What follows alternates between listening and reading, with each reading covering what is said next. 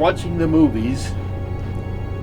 I'm an avid reader, reading the books about my heroes, seeing the newscast where everything was positive, the propaganda, developing and creating heroes.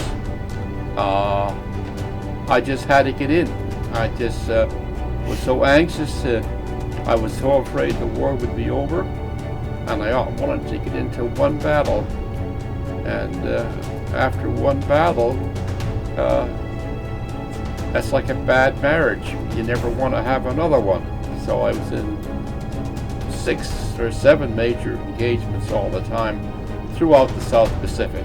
I mean, they would, at the time, they would even sneak over the line, and you know,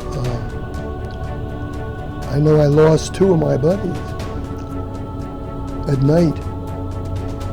But early on, I decided, you know, if you deploy into a theater of war, prepare yourself before you go so that you're not coming back.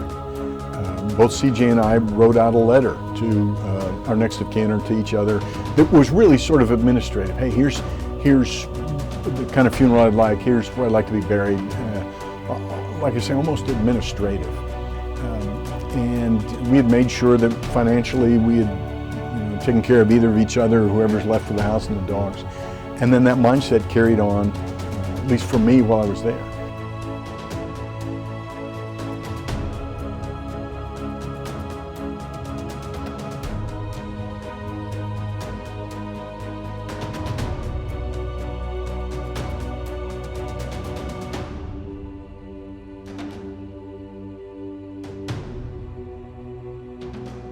And that's when they formally tell you, is your name Regina Barnhurst? And I said yes, and they said, we regret to inform you that your son was killed in Iraq. So that's when we found out. That morning, I got echo, all the orders were issued, the platoon commander's ready to go, squad leaders ready to go.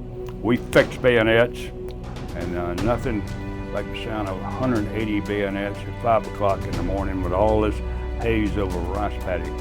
And we went down range and we took Dido, and I had 180 Marines, and unfortunately we took it, but we took a lot of losses. You know, don't forget us.